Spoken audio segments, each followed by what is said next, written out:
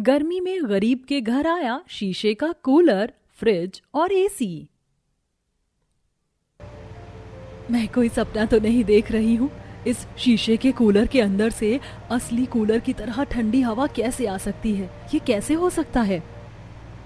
ये किसी के मायावी जादू का कमाल है। मुझे तो बहुत डर लग रहा है। ये एक नकली कूलर है, बिना तार बिना बिजली के इसमें से असली कूलर जैसी ठंडी हवा आ रही है। मुझे तो ये शीशे का कूलर काफी पसंद आया। इसके अंदर से कितनी अच्छी हवा आ रही है। माँ बाबा, अब से ये शीशे का कूलर हमारे घर पर ही रहेगा। अब तो मेरे सभी दोस्त मेरे घर पर भी खेलने के लिए आया करेंगे। शीशे के बने कूलर से निकल रही असली कूलर जैसी ठंडी हवा को देख पूरा परिवार काफी ज्यादा हैरान था। बिना तार के चल रहा ये शीशे का कूलर दुनिया के किसी 8वें अजूबे से कम नहीं था। फूस की झोपड़ी में रहने वाले इस गरीब परिवार के पास आखिरकार कहां से शीशे का कूलर आया था? इस शीशे के कूलर के पीछे का क्या राज है? आइए जानने के लिए कहानी में आगे बढ़ते हैं। बाप रे बाप, कितनी ज्यादा गर्मी हो रही है। ये चूल्हे की गर्मी क्या कम थी जो छत से ये धूप की किरणें सीधा मुझ पर पड़ रही हैं। सारा शरीर आग की भट्टी की तरह जल रहा है। परी बेटा, बाहर से योगेश चाचा को बुला के ले आओ। खाना बन गया है, सब खाना खा लेंगे। ठीक है माँ। माँ जी, पिताजी, बंटी, आप सभी भी आ जाइए। बहू, रहने दे, आज खाना खाने का जरा भी जी नहीं कर रहा है। इतनी गर्मी में गले से एक निवाला भी उतर जाए तो बहुत बड़ी बात है। मेरा भी बिल्कुल भी इस गर्मी में खाना खाने का मन नहीं कर रहा है। तू बच्चों को खिला दे। मुझे तो काफी गर्मी लग रही है, मुझसे भी नहीं खाया जाएगा। आप बस मुझे पानी दे दो। इतनी ज्यादा गर्मी हो गई है, क्या किसी से 2 निवाले भी नहीं खाए जा रहे हैं? हे माता रानी, अभी से यही हाल है, हमारे परिवार का आगे क्या होगा? सारा खाना उठाकर मानवी एक तरफ रख देती है और जैसे ही मटके के अंदर से पीने के लिए पानी निकालती है तो देखती है कि मिट्टी के मटके में रखा हुआ पानी भी काफी गर्म हो गया है। इस गर्मी ने तो सारी हदें पार कर दी। मिट्टी के मटके के अंदर पानी तो ठंडा रहना चाहिए, लेकिन गर्मी ही इतनी है कि इसके अंदर का पानी भी खौल रहा है। पैसों की कमी के चलते हर गरीब की तरह ये गरीब परिवार भी घास फूस की झोपड़ी में अपनी जिंदगी काट रहा था। इस गर्मी में पीने के लिए न इस गरीब परिवार के पास फ्रिज का ठंडा पानी था और न हवा खाने के लिए एक कूलर। हाथ के पंखे से ही पूरे परिवार को गुजारा चलाना पड़ता था। बेटा, क्या हुआ तेरे काम को? सही नहीं चल रहा है क्या? पहले तो तू हफ्ते हफ्ते आज कल पैसे लेकर आता था, अब तो महीने से मुश्किल से 1-2 बार पैसे लेकर आता है। इतनी मेहनत करके मैंने शीशे का काम सीखा था। इतने सुंदर सुंदर शीशे के बर्तन बनाना और फर्नीचर बनाता हूँ, लेकिन न जाने आजकल लोगों को क्या हो गया है, कोई खरीद ही नहीं रहा है। ऐसे ही रहा तो ये काम छोड़कर मुझे सच में कोई मजदूरी का काम करना पड़ेगा। ऐसे ही दिन गुजरते रहते हैं। दिन गुजरने के साथ साथ गर्मी अपनी चरम सीमा पर पहुंच चुकी थी। दिन तो दिन, रात में भी लोग अपना एसी कूलर छोड़कर इस गर्मी के मौसम में बाहर निकलना पसंद नहीं करते थे। बहू, महिमा के हॉल में कितने बड़े बड़े एसी लगे हैं ना, कितनी ठंडी ठंडी हवा आ रही है। अच्छा हुआ हम थोड़ी देर के लिए यहाँ आ गए, गर्मी से थोड़ा बहुत तो छुटकारा मिला। ये तो बस पैसों का खेल है। अगर हमारे पास इतने पैसे होते तो हम भी ऐसे ही एसी कूलर की ठंडी हवा में रहते। अरे, तुम लोग अभी भी यहीं बैठे हो, घर नहीं जाना क्या तुम्हें? रोज रोज बर्फ लेने के बहाने में एसी की ठंडी हवा खाने के लिए आ जाते हो। इतना ही एसी की ठंडी हवा और फ्रिज का ठंडा पानी पीने का शौक है तो खुद क्यों नहीं मंगवा लेते? और नया लेने की हैसियत नहीं है तो पुराना ही मिल जाता है। ये लो, पकड़ो बर्फ और जाओ यहाँ से। अपनी अमीर पड़ोसन से बेइज्जत होकर शीतल और मानवी घर आ जाते हैं। शाम होते ही मानवी पास के बने माता रानी के मंदिर में जाती है। हे माता रानी, क्यों एक गरीब को इस तरह पीड़ा दे रही हो? आप तो माँ हो और एक माँ कभी अपने बच्चों के साथ ऐसा नहीं करती। मैं तो बस आपसे इतना चाहती हूँ कि मेरे परिवार को इस गर्मी से छुटकारा मिले। माता रानी से प्रार्थना कर वापस अपने घर आ जाते हैं। हमेशा मानवी अपने घर की परेशानी को लेकर माता रानी के मंदिर जाकर उनसे प्रार्थना करती थी। मानवी को हमेशा से भरोसा था कि आज नहीं तो कल माता रानी उसकी जरूर सुनेंगी। बंटी, हम जा रहे हैं। अरे बच्चों, अभी तो आए हो, तुम्हें 10 मिनट भी नहीं हुए और तुम लोग जा रहे हो? मैं तुम्हारे लिए नींबू पानी बना रही थी। नहीं आंटी जी, आप रहने दीजिए, हमें नींबू पानी नहीं पीना। आपके घर में कितनी ज्यादा गर्मी है आपको पता है? हमारे तो किचन में भी एसी लगा है और हम लोग नींबू पानी नहीं बल्कि कोल्ड चॉकलेट पीते हैं। बंटी, अब हम सब तेरे घर नहीं आएंगे। अगर तुझे खेलना हो तो हमारे घर आना, हमें इतनी गर्मी में रहने की आदत नहीं है। बबलू राजू इतना कहकर दोनों वहां से चले जाते हैं और ऐसे ही कई हफ्ते और गुजर जाते हैं। रात का समय था। सुधीर काम से आते हुए अपने साथ शीशे के बहुत बड़े बड़े टुकड़े लेकर आता है, जिसे देख मानवी, अरे ये आप इतने सारे शीशे क्यों लेकर आए हैं? क्या आप दुकान का काम घर पर करेंगे? मालिक ने काम के लिए शीशे मंगवाई थी, लेकिन मालिक 1 हफ्ते के लिए दुकान बंद करके बाहर चले गए हैं और ये शीशे भी आ गए थे, तो इन्हें मैं घर पर ले आया। आज कुछ ज्यादा ही गर्मी का मौसम था, साथ ही साथ बहुत तेज गर्म लू चल रही थी, जिसके चलते शंकर और शीतल दोनों की ही तबीयत काफी ज्यादा खराब थी, जिसे देख मानवी काफी उदास होती है और फिर से शाम होते ही एक बार फिर माता रानी के मंदिर जाती है। माँ, क्यों आप मेरे परिवार के साथ ऐसा कर रही हैं? बचपन से लेकर आज तक हमेशा आपकी पूजा की आराधना की, अपने स्वार्थ के लिए कभी आपसे कुछ नहीं मांगा। पहली बार मांगा तो वो भी सिर्फ अपने परिवार के लिए। कुछ तो चमत्कार दिखाइए। मानवी रोते हुए अपने घर आ जाती है। मानवी के जाते ही माता रानी की मूर्ति के अंदर से एक सुनहरी रोशनी निकलती है और साथ ही साथ एक आवाज भी आती है। आज मेरी भक्त काफी परेशान है। मेरे भक्त को मेरी आवश्यकता है। जाओ मेरे भक्त की सहायता करो। जैसा आप कहें देवी। माता रानी की मूर्ति पर बैठी हुई तितली उड़ती हुई सीधा मानवी के घर आती है। उस तितली की नजर घर के कोने पर रखे शीशे के बड़े बड़े टुकड़ों पर पड़ती है, जिसे देख वो तितली उड़ती हुई उन शीशों पर जाकर बैठ जाती है। उस तितली के अंदर से निकली हुई सुनहरी रोशनी उन शीशों पर पड़ती है। जैसे ही सुधीर उन शीशों के पास आने लगता है तो वो तितली उड़ती हुई वहां से चली जाती है और अब सुधीर शीशों से एक शीशे का कूलर बनाने लगता है। अरे आप शीशे का कूलर क्यों बना रहे हैं? भला शीशे का कूलर भी कोई बनाता है क्या? बनाता तो नहीं है, लेकिन किसी ने ऑर्डर दिया है। लोग भी आजकल बड़े अजीब अजीब चीजों के ऑर्डर देने लग गए हैं। अब दुकान तो बंद है तो घर में ही बना रहा हूँ। कई घंटे की लगातार मेहनत के बाद सुधीर एक शीशे का कूलर तैयार करता है। जैसे ही शीशे का कूलर बनकर तैयार होता है तो उसके अंदर से अपने आप ठंडी हवा निकलने लगती है, जिसे देख सभी लोग काफी हैरान हो जाते हैं। मुझे तो अपनी आंखों पर यकीन ही नहीं हो रहा कि शीशे के कूलर के अंदर से सच में हवा आ रही है। सभी लोग उस शीशे के कूलर को देखकर काफी हैरान थे कि तभी वहां पर फिर से उड़ती हुई वही तितली आती है और शीशे के कूलर पर बैठकर, आप सभी को हैरान होने की कोई जरूरत नहीं है। ये तो मेरी देवी माँ का चमत्कार है। उन्होंने ही मुझे आपकी मदद करने के लिए यहाँ भेजा था। मैंने इन सभी शीशों को जादुई शीशों में बदल दिया है। अब जो भी आप इन शीशों की मदद से बनाएंगे वो सब असली बन जाएगा। जैसे ये कूलर, साथ ही ये जादुई शीशे कभी भी खत्म नहीं होंगे। मैं जानती थी कि आज नहीं तो कल देवी माँ हमारी जरूर सहायता करेंगी। उन्होंने हमें कितना अच्छा वरदान दिया है। इससे अब हम कुछ भी बना सकते हैं। मैं तो सबसे पहले इससे एक फ्रिज बनाऊंगी और ठंडा ठंडा पानी पीऊंगी।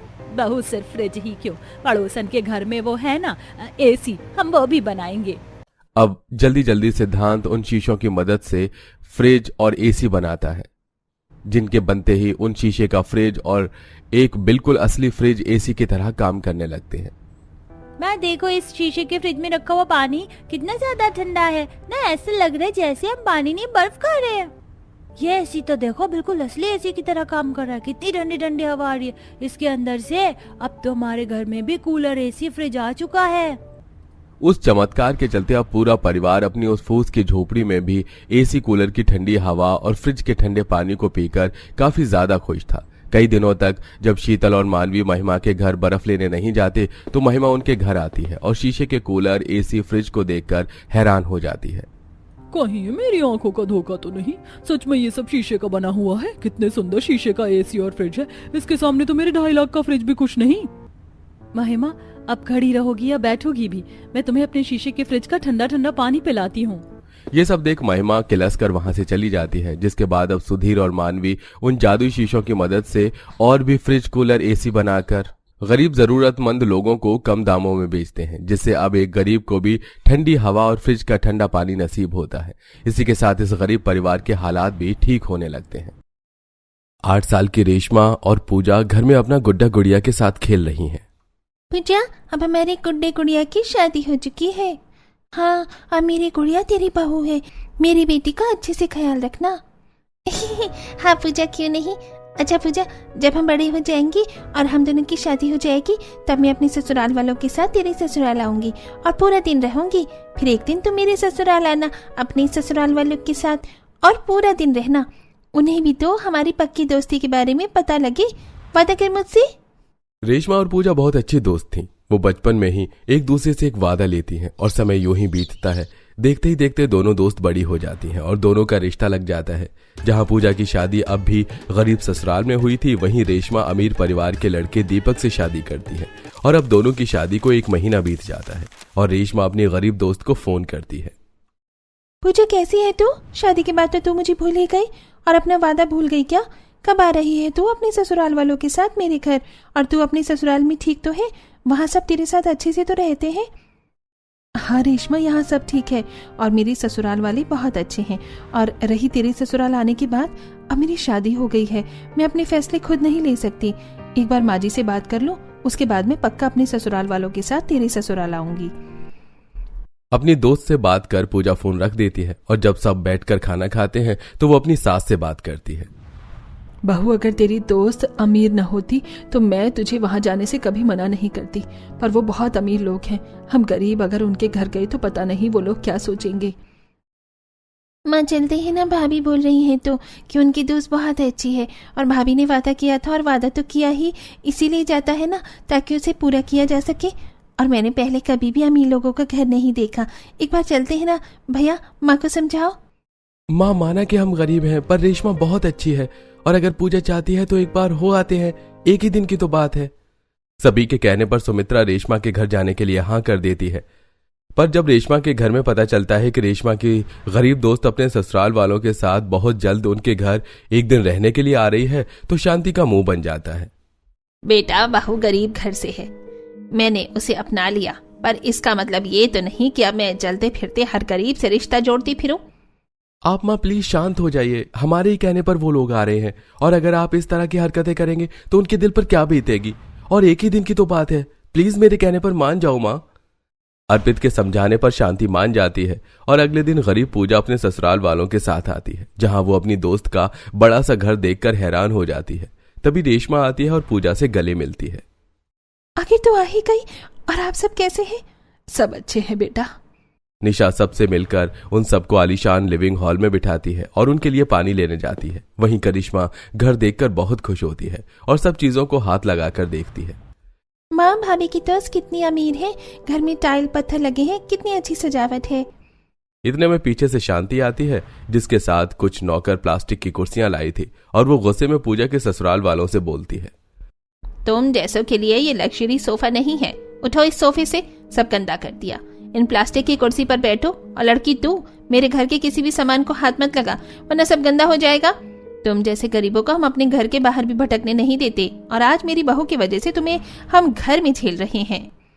शांति की बात सुनकर पूजा और उसके पूरे परिवार को बहुत बुरा लगता है, पर अब सब प्लास्टिक की कुर्सियों पर बैठते हैं और रेशमा अंदर से कांच के गिलास में पानी भेजती है, पर सास नौकर को बीच रास्ते में रोककर स्टील के गिलासों में पूजा के ससुराल वालों के लिए पानी भेजती है। ये सब देख उन्हें बुरा तो लगा, पर निशा के लिए वो चुप थी। अब रेशमा घर आए मेहमानों के लिए अच्छा खाना बनाती है और सबके साथ उन्हें कांच की टेबल पर बिठाती है और कांच के बर्तन में खाना भी परोसती है। पर विनोद रेशमा से कहता है, बहू तेरे मेहमान हमारे मेहमान हैं, तू अंदर जाकर कुछ मीठे का इंतजाम कर, बाहर इन्हें डाइनिंग टेबल पर आज हम खाना खिला देंगे। विनोद के कहने पर एक बार फिर रेशमा रसोई में कुछ मीठा बनाने जाती है, तो वहीं शांति डाइनिंग टेबल से उन सबको उठाकर नीचे बैठने को कहती है। सब नीचे भी बैठ जाते हैं और वो पूरे परिवार से कहती है, तुम लोगों की इतनी औकात नहीं कि डाइनिंग टेबल पर खाना खाओ। काजल बेटा, इन लोगों को स्टील की थाली में खाना परोस नीचे जमीन पर। तभी वहां रेशमा आती है मीठा लेकर और उन्हें नीचे बैठा देखकर वो कहती है, पूजा, और आप सब नीचे क्यों बैठे हैं? वो बेटा, हमें नीचे खाना खाने की आदत है और कांच के बर्तन में भी नहीं खाया जाता, हम नीचे खा लेंगे इन्हीं स्टील के बर्तन में। नहीं अंकल, ऐसे अच्छा नहीं लगता। अरे बेटा, खाने दो ना, जब उन्हें आदत है। ससुर की बात सुन रेशमा आगे कुछ नहीं कहती। अब सब खाना खा लेते हैं तो रेशमा पूजा के ससुराल वालों को उनका कमरा दिखाकर चली जाती है। तभी वहां शांति और काजल आती हैं। कहाँ जा रहे हैं आप लोग? ये आलीशान कमरे आपके लिए नहीं है, आप जाकर हॉल में सो जाइए, वो भी नीचे जमीन पर। अरे बेटा, जब हमारे घर में नौकरों के लिए अलग कमरा है तो इन जैसों के लिए जगह क्यों नहीं होगी? आप सब नौकरों के कमरों में सो जाना। शांति उन्हें नौकरों का कमरा दिखाती है, पर वहां सिर्फ एक बेड था, बिछाने के लिए एक चटाई भी नहीं थी, इसलिए वो सब जमीन पर सो जाते हैं। मेरी ही गलती है कि मैं अपने गरीब ससुराल वालों को यहाँ लाई। सबको कितना कुछ सहना पड़ रहा है। पूजा तुम रो मत, हम यहाँ से सुबह होते ही चलेंगे। अब जैसे सुबह होती है तो गरीब ससुराल वाले चले जाते हैं, जिन्हें दीपक और रेशमा घर से बाहर जाते देखते हैं। ये देख रेशमा को समझते हुए देर नहीं लगती कि इसके पीछे उसकी सास का हाथ है। मेरी दोस्त आई और बिना मुझसे मिले चली भी गई। माँ जी ने सही नहीं किया उनके साथ। अब बारी हमारी है उनके घर जाने की। अब मैं क्या मुंह लेकर जाऊं उनके घर? इतना सब कुछ होने के बाद भी मेरी दोस्त ने अपना वादा पूरा किया। अगर मैंने नहीं किया तो क्या इज्जत रहेगी मेरी? कुछ देर बाद पूजा का फोन आता है और रेशमा अपने कमरे में बैठी उससे बात करती है। रेशमा माफ करना, हम तुझे बिना बताए चले आए। इन्हें कुछ काम आ गया था। और तू बता, फिर कब आ रही है मेरे ससुराल? किस मुंह से आऊं तेरे घर? मेरे ससुराल वालों ने जो किया उसके बाद मेरी हिम्मत नहीं है। कोई बात नहीं रेशमा, तू सबको लेकर आ। वादा किया था ना तूने, आ जा अब जल्दी से। मैंने सबसे बात कर ली और सब बहुत खुश हैं। अब रेशमा उसे बात कर फोन रखती है और इस बारे में अपने पति से बात करती है। कोई बात नहीं रेशमा, मैं माँ से बात करूंगा। क्योंकि अब अमीर रेशमा को अपने ससुराल वालों के साथ अपनी गरीब दोस्त के घर जाना था। इस बारे में जब बीमार रेशमा सहित लिविंग हॉल में बैठी शांति और पूरे परिवार को पता चलता है तो वो पूरा घर सिर पर उठा लेती है। बेटा, तूने सोच भी कैसे लिया कि मैं पूरे परिवार के साथ उस गरीब खाने में जाऊंगी? देख रहे हैं जी आप, समझाइए अपने बेटे को। बेटा, हम में और उनमें जमीन आसमान का फर्क है। माँ, मैं आपके आगे हाथ जोड़ता हूँ, बस एक रात की बात है। चलो, रेशमा की तबीयत खराब है, अगर हम नहीं गए तो वो इस गिल्ट में और बीमार पड़ जाएगी कि वो अपने बचपन का वादा पूरा न कर सकी। रेशमा की हालत देख न चाहते हुए भी शांति अपने पूरे परिवार के साथ गरीब पूजा के घर जाती है, जहां पूजा रेशमा गले मिलती हैं और सुमित्रा बगल वाले घर से टेबल कुर्सी मंगवाकर उन्हें बिठाती है और करिश्मा से चाय पकौड़े बनवाकर उन्हें खाने को देती है। हम ये सब नहीं खाते और कुछ नहीं है क्या? जैसे ड्राई फ्रूट, सैंडविच मैं अभी बना देती हूँ। काजल करिश्मा को उसका नाश्ता बनाकर देती है और सब खाते हैं। बहू, खाने में पनीर की सब्जी और पूरी बनाना। मैं कांच के बर्तन लेकर आ रही हूँ। इन लोगों को हमारी तरह स्टील के बर्तन में खाने की आदत नहीं होगी। इतना बोलकर सुमित्रा अपने कुछ बचाए हुए पैसे से कांच के बर्तन लेकर आती है और रात को कांच के बर्तन में सबको खाना दिया जाता है। सब टेबल पर ही बैठकर खाना खाते हैं और अमीर ससुराल वाले गरीब परिवार की मेहमान नवाजी देख हैरान होते हैं। और रेशमा कहती है, देखा माँ जी, कितना ख्याल कर रहे हैं मेरी गरीब सहेली के ससुराल वाले। और आपने इनके साथ क्या किया था? अरे रेशमा, बात करती रहेगी कि खाना भी खाएगी? आप सब खाना खाइए, हम लोग अभी गद्दे का इंतजाम करके आते हैं। हम जानते हैं आपको जमीन पर सोने की आदत नहीं होगी और हमारे घर में तो बेड भी नहीं है। पापा, मैं भी चलता हूँ आपके साथ। अब पूरा परिवार जब तक खाना खाता है तब तक सुरेश और अर्पित किराए पर कुछ गद्दे लेकर आते हैं और पूरे परिवार को सोने को देते हैं। अगली सुबह होते ही अर्पित और सुरेश अपने पड़ोसियों से कुछ पैसे उधार मांगते हैं और पूजा घर के बाहर ठेले को रोकती है और कुछ कपड़े लेने लगती है और पीछे से रेशमा के ससुराल वाले ये सब देखते हैं। अरे बहू, तू क्या कर रही है? तेरी दोस्त के ससुराल वाले बहुत अमीर हैं। वो लोग हमारी तरह 100-50 वाले कपड़े नहीं पहनते हैं। मैं कुछ पैसे उधार लेकर आई हूँ। हम बड़ी दुकान से उनके लिए कपड़े लेकर आते हैं। अब घर आए मेहमानों को खाली हाथ तो विदा नहीं कर सकते ना, इसलिए लिफाफे में 1000 रुपए भी रख रही हूँ। सुमित्रा की ये बात रेशमा का पूरा परिवार सुन लेता है और ये देख शांति की नजरें शर्म से झुक जाती हैं। कुछ देर बाद सुमित्रा उनके लिए अच्छे महंगे कपड़े लेकर आती है और जाते हुए उनके हाथों में कपड़े और 1000 रुपए का लिफाफा देती है, जिसे देख दीपक अपने परिवार से कहता है, देखा माँ, बहन और पापा, आपने आप जिस कुटिया में आने से डर रही थी उसी कुटिया में हमारे कितना मान सम्मान किया गया, जबकि आपने इनका तिरस्कार करने में कोई मौका नहीं छोड़ा। सही कहा दीपक तूने। सुमित्रा बहन, आप सब भी मुझे माफ कर दीजिए। आज मुझे समझ आ गया, इंसान का दिल बड़ा होना चाहिए। पैसे तो हाथ का मैल होता है।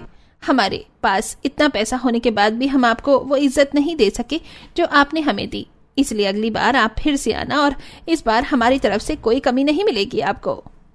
शांति के बाद सुन सभी की आंखों में आंसू आ जाते हैं और दोनों दोस्त की दोस्ती और गहरी हो जाती है। और कुछ दिनों बाद एक बार फिर पूजा अपने पूरे परिवार के साथ रेशमा के घर जाती है, जहां इस बार उसका मान सम्मान किया जाता है।